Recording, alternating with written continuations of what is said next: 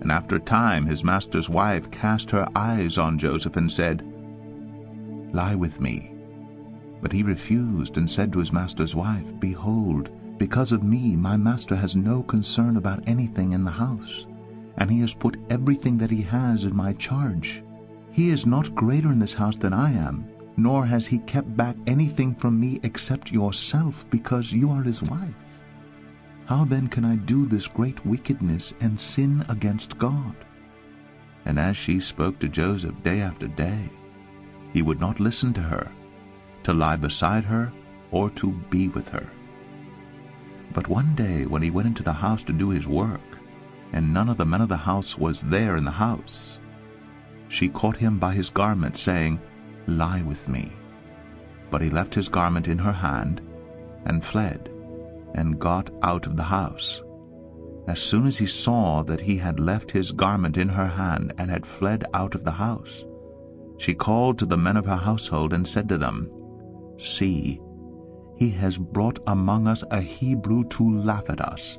He came in to me to lie with me, and I cried out with a loud voice. And as soon as he heard that I lifted up my voice and cried out, he left his garment beside me and fled and got out of the house." Then she laid up his garment by her until his master came home. And she told him the same story, saying, "The Hebrew servant whom you have brought among us came in to me to laugh at me. But as soon as I lifted up my voice and cried, he left his garment beside me and fled out of the house." As soon as his master heard the words that his wife spoke to him, "This is the way your servant treated me," his anger was kindled. And Joseph's master took him and put him into the prison, the place where the king's prisoners were confined, and he was there in prison. But the Lord was with Joseph, and showed him steadfast love, and gave him favor in the sight of the keeper of the prison.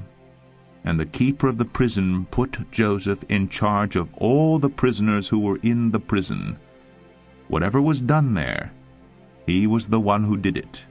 The keeper of the prison paid no attention to anything that was in Joseph's charge, because the Lord was with him, and whatever he did, the Lord made it succeed.